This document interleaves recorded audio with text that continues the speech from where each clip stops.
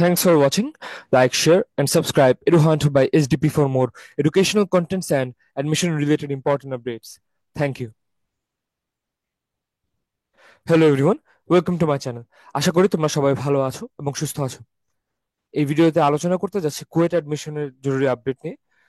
কুয়েট অর্থাৎ খুলনা প্রকৌশল ও প্রযুক্তি বিশ্ববিদ্যালয় বা Khulna university of engineering and technology, এটির 2024-25 সেশনের আবেদন বা অ্যাপ্লাই শুরু হয়ে গিয়েছে গতকালকে থেকে। তো কুয়েট এবার সিকিউর ওয়েটের মধ্যে আর অন্তর্ভুক্ত নেই, সেটা তোমরা জানো। এবার কুয়েট প্রত্যেকে আলাদাভাবে তাদের পরীক্ষা নেওয়ার পরিকল্পনা করছে। তো কুয়েটও তাদের সার্কুলার দিয়েছিল বেশ আগেই, যদি তখন সেটা নিয়ে আমার ভিডিও বানানো হয়ে ওঠেনি। বাট এখানেও ইন শর্ট একটু ডিসকাস করে দেওয়ার চেষ্টা করবো, এবং সে সঙ্গে তোমরা যারা আবেদন করতে আগ্রহী তাদেরকে একটু জানানো ছিল আমার উদ্দেশ্য, যাতে তোমরা আবেদন করে ফেলতে পারো একটা সার্টেন ডেডলাইনের মধ্যে, যারা কুয়েটে পরীক্ষা দিতে আগ্রহী।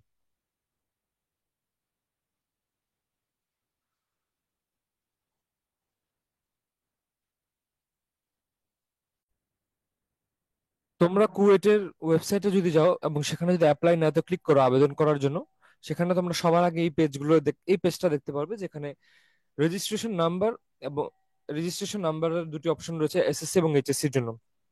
তারপর এখানে নিচে একটা প্রশ্ন দেওয়া আছে, enter the value of the expression.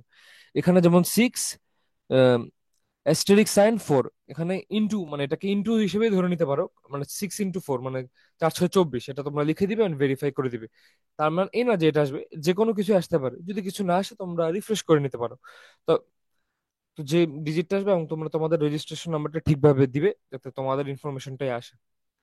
আর এখানে উপর একটা লেখা আছে যে please try new application after 11 AM due to SMS sending issue. হয়তোবা কোনো একটা SMS পাঠানো বিষয়ক কোনো ইস্যু হচ্ছে, যার জন্য হয়তোবা কোনো টেকনিক্যাল এরিয়াতে কমপ্লেন্ট এসেছে, যে জন্য তারা সার্ভার মেইনটেনেন্স এর কাজ করছে। তো এই আর কিছুক্ষণ পরে 11টা বেজে যাবে। তো তোমরা তখন আবেদন করতে পারবে যারা এখনো করে নাওনি।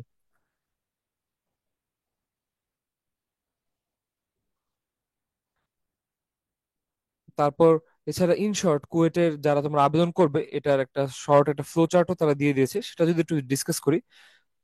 তোমরা দেখতে পাচ্ছ যে সবার আগে হোম পেজে তোমরা যাবে, দেন তোমরা রেজিস্টার্ড করে নিবে।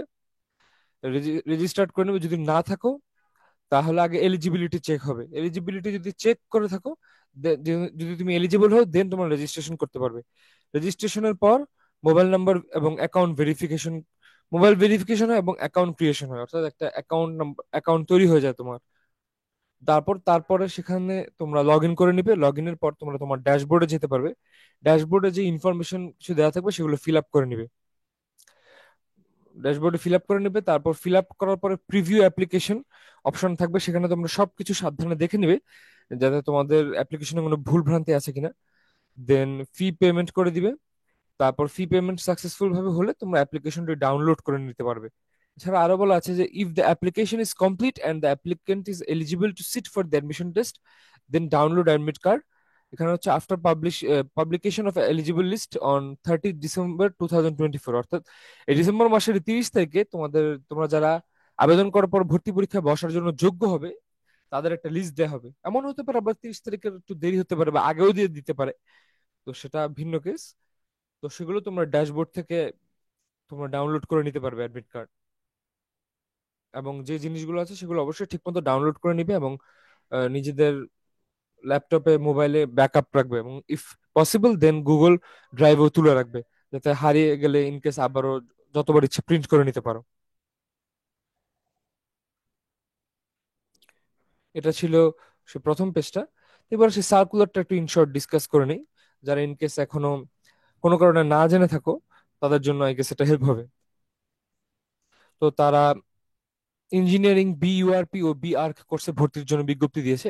মানে ইঞ্জিনিয়ারিং এর সাবজেক্ট গুলো ইউআরপি অর্থাৎ আরবান অ্যান্ড রিজিওনাল প্ল্যানিং এবং আর্কিটেকচার, এই তিনটি, যেখানে 16টি বিভাগে সর্বমোট 1065টি আসনে শিক্ষার্থী ভর্তি করা হবে। যার মধ্যে আবার কিছু আসন অথবা ক্ষুদ্র নিগোষ্ঠীর জন্য আবার সংরক্ষিত করা আছে 5টি অন্তত। এবার এখানে তোমরা দেখো সিভিল ইঞ্জিনিয়ারিং অনুষদের আওতায় রয়েছে সিভিল ইঞ্জিনিয়ারিং বিসিএম অর্থাৎ building engineering and construction management, URP অর্থাৎ আরবান অ্যান্ড রিজিওনাল প্ল্যানিং এবং আর্কিটেকচার। এখানে বাকি তিনটি ডিপার্টমেন্টে রয়েছে, বাকি বিইসিএম এবং ইউআরপির ক্ষেত্রে রয়েছে 60টি সিট, এবং সিভিল ইঞ্জিনিয়ারিং যেহেতু মাদার ইঞ্জিনিয়ারিং সাবজেক্টগুলোর একটি, এটার সিট সংখ্যা 120টি, এবং আর্কিটেকচারে রয়েছে 40টি। তারপর আসি ইলেকট্রিক্যাল অ্যান্ড ইলেকট্রনিক ইঞ্জিনিয়ারিং অনুষদ। সবার আগে লেখা আছে ট্রিপলি। কুয়েটের triple E one of the most demandable সাবজেক্টগুলোর একটা, এরকম অনেকটা বলা হয়ে থাকে। তা এখানে 120টি আসন রয়েছে। সিএসইউ টপ সাবজেক্টগুলোর একটা। Computer science and engineering 120। এছাড়া আরো কিছু সাবজেক্ট, আরো ভালো সাবজেক্টগুলো রয়েছে, যেখানে দেখা যাচ্ছে যে ইসিই অর্থাৎ electronics and communication engineering 60, biomedical engineering বা বিএমই এটি 30টি আসন রয়েছে। ম্যাটেরিয়াল সায়েন্স অ্যান্ড ইঞ্জিনিয়ারিং বা এমএসসি, এখানে আসন সংখ্যা হচ্ছে 60টি। এখানে বিএমই যেটি রয়েছে এগুলো আই গেস আবার রুয়েট বা চুয়েটে সবগুলোতে নেই। সিকে রুয়েটে বেশ কিছু সাবজেক্ট এমন আছে যে অলমোস্ট সেম টু সেম, তবে এক দুটো বা দু তিনটি সাবজেক্ট এমন থাকে যেগুলো ওই পার্টিকুলার ইউনিভার্সিটিতে আলাদা করে থাকে। যেমন আই গেস নিচে নামলে ওয়াটার রিসোর্স ইঞ্জিনিয়ারিং সাবজেক্টটি দেখতে পাবো না, যেটা আবার খালি চুয়েটে রয়েছে। রুয়েটে আবার গ্লাস সিরামিক ইঞ্জিনিয়ারিং রয়েছে এবং আরো কিছু সাবজেক্ট রয়েছে যেটা আবার এগুলোতে নেই। প্রত্যেকের একটা আলাদা কিছু স্পেশালিটি আছে। যাই হোক, তারপর আসি মেকানিক্যাল ইঞ্জিনিয়ারিং অনুষদ, যেখানে মেকানিক্যাল ইঞ্জিনিয়ারিং এ রয়েছে 120টি আসন।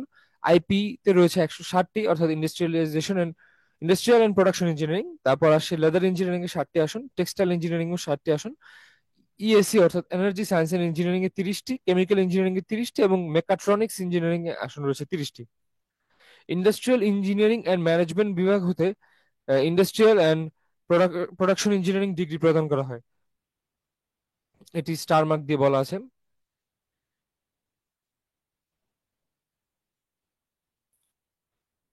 অর্থাৎ মোস্ট প্রবাবলি কুয়েটের ডিগ্রিটার মানে শর্ট ফর্ম হয়তো বা আইইএম, অর্থাৎ অথবা আইইএম নামেও আলাদা ডিগ্রি থাকতে পারে যেখানে তারা আইপি ডিগ্রিটি প্রদান করে থাকে। তো ভর্তি পরীক্ষার সময়সূচিটা ইনশর্ট বলি। 4 তারিখ গতকালকে আবেদন শুরু হয়ে গেছে সকাল 10টা থেকে, এবং আবেদনপত্র সাবমিশনের যে ডেডলাইন সেটি হচ্ছে 14 তারিখ রাত 12টার আগ পর্যন্ত। টাকা জমা দেওয়ার ডেডলাইন হচ্ছে 15 তারিখ বা 15 ডিসেম্বর। তো তোমরা অবশ্যই 14 তারিখের মধ্যে সবকিছু কমপ্লিট করে ফেলবে, সম্ভব হলে আরেকটু আগেই করে ফেলবে, কারণ ডেডলাইন ডেতে সার্ভারের উপর অনেক সময় প্রেশার থাকে এবং টেকনিক্যাল কোনো ইস্যু হতে পারে। তারপর যোগ্য প্রার্থী বা এলিজিবল লিস্ট প্রকাশ করা হবে 30 ডিসেম্বর সোমবারে। তারপর প্রবেশপত্র বা অ্যাডমিট কার্ড ডাউনলোড করা শুরু হবে 1 জানুয়ারি 2025-এ। ভর্তি পরীক্ষার তারিখ ও সময় হচ্ছে 11 জানুয়ারি শনিবার সকাল 9:30 থেকে দুপুর 12:30। মুক্তহস্ত অঙ্কন হবে 12টা 45 থেকে 1টা 45, অর্থাৎ ওটি হচ্ছে আর্কিটেকচারদের জন্য, যারা আর্কিটেকচার অপশন সিলেক্ট করবে। ভর্তি পরীক্ষায় অংশগ্রহণকারী প্রার্থীদের মেধাক্রমের তালিকা প্রকাশ, বিভাগ পছন্দ প্রদানের নির্দেশনা, ভর্তি নিয়মাবলী ও ভর্তির তারিখ ঘোষণা হবে 9 ফেব্রুয়ারি 2025। 9 ফেব্রুয়ারির মধ্যে আই গেস তোমরা তোমাদের রেজাল্ট পেয়ে যেতে পারো, আবার তার আগেও পেয়ে যেতে পারো বা কিছুটা পরে। ভর্তি পরীক্ষার তারিখ, ভর্তি পরীক্ষার বিষয়সমূহ, নির্ধারিত নম্বর। এখানে নম্বর এখানে 1 ঘন্টার পরীক্ষা হবে, যেখানে এখানে বলা হয়েছে যে 1 ঘন্টার মুক্তহস্ত অঙ্কন পরীক্ষা অনুষ্ঠিত হবে, যেটা মূলত আর্কিটেকচার আগ্রহী স্টুডেন্টদের জন্য। আর এছাড়া যারা ইঞ্জিনিয়ারিং ইউআরপি কোর্সে আগ্রহী তাদের সকলের জন্য একই প্রশ্নপত্রে 3 ঘন্টার পরীক্ষা অনুষ্ঠিত হবে, যেটি 500 নম্বরের। যেখানে কোশ্চেন প্যাটার্নটা যদি বলি, ফিজিক্স কেমিস্ট্রি ম্যাথ থেকে আসবে 25 নম্বরের প্রশ্ন, 150 নম্বরের। ইংলিশ থেকেও আসবে 25টি প্রশ্ন, বাট সেগুলো টোটাল হবে 50 নম্বরের, এবং ইন টোটাল মার্কস হচ্ছে 500। খ গ্রুপ যারা, তাদের সেম পরীক্ষা, সেম স্টাইলে পরীক্ষা দিবে তোমরা। তোমরা সেই ক অনুষদে অংশগ্রহণ করবে, এবং সাথে খ গ্রুপের যেটি আছে প্রশ্ন সংখ্যা আসবে 4, নাম্বার হচ্ছে 100, প্রতিটি হয়তো 25 করে মার্কস, এবং তোমরা টোটালি 600 নম্বরের পরীক্ষা দিবে। অর্থাৎ ক গ্রুপের পরীক্ষাটি হচ্ছে ম্যান্ডেটরি, এবং সেই সঙ্গে কেউ যদি আর্কিটেকচার আগ্রহী থাকে তারা খ গ্রুপের পরীক্ষাটিও দিতে পারে। এবং এখানে কিছু ন্যূনতম যোগ্যতা আছে, কতটুকু আবেদন যোগ্য হলে তোমরা পরীক্ষায় বসতে পারবে সেগুলো সব তোমরা দেখে নিও। বিদেশিদের জন্য বলা আছে। এছাড়া এখানে বলা আছে যে ফিজিক্স কেমিস্ট্রি ম্যাথ আর ইংলিশে প্রাপ্ত গ্রেডের ভিত্তিতে 20,000তম শিক্ষার্থীদের মধ্য থেকে ন্যূনতম সংখ্যক পরীক্ষার্থীদেরকে সিলেক্ট করা হবে। তারপর এখানে বলা আছে যে এমসিকিউ পরীক্ষা প্রতিটি ভুলের জন্য 25% কাটা হবে অ্যাজ ইউজুয়াল। তারপর এখানে সবকিছু আরো বলা আছে, এগুলো তোমরা ফলো করে নিবে। এবং কোন ধরনের ক্যালকুলেটর গুলো এলিজিবল বা ইউজ করতে পারবে তোমরা, সেগুলোর ব্র্যান্ড অবশ্যই দেখে নিবে। ক্যাসিও মেইনলি ইউজ করো অনেকে, তবে এছাড়া বাকি ব্র্যান্ড গুলো ইউজ করলে তোমরা অবশ্যই দেখে নিবে যে তোমার ক্যালকুলেটরের যে মডেল সেটা এর মধ্যে রয়েছে কিনা। যদি একান্তই না থেকে থাকে, চেষ্টা করবে এখানের মধ্যে থেকে এলিজিবল যেগুলো সেগুলোর ভালো কোনোটা ইউজ করে নিতে।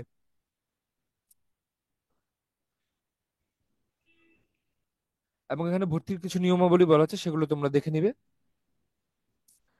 নিজেদের রঙিন পাসপোর্ট সাইজের ছবিও রেডি করে রাখবে। এবং এখানে আবেদন ফির কথা বলা আছে, যারা খালি ক গ্রুপে পরীক্ষা দিবে তারা 1100 টাকা দিবে, এবং যারা খ গ্রুপে পরীক্ষা দিবে তাদের আরো 100 টাকা বেশি, অর্থাৎ 1200 টাকা তোমরা দিবে।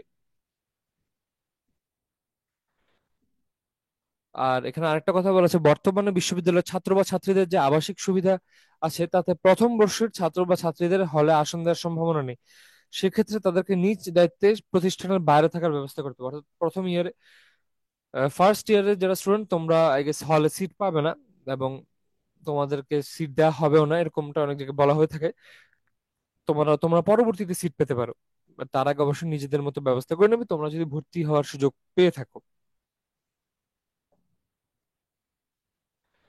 এছাড়া এখানে আবেদন ফর্ম পূরণের কিছু নিয়ম বলা আছে, যেখানে তোমরা সাবমিট বাটন কখন দিবে বা আপডেট বাটন কখন ক্লিক করবে সবকিছু তোমরা এখানে নিয়ম মেনে ফলো করে নেবে। এবং 300 x 350 পিক্সেলের একটি ছবি ইউজ করবে, যেটি ম্যাক্সিমাম সাইজ হবে 75 কিলোবাইটস। আর এছাড়া 300 x 80 পিক্সেল এর ম্যাক্সিমাম 20 কিলোবাইট সাইজের একটি সিগনেচার আপলোড করবে।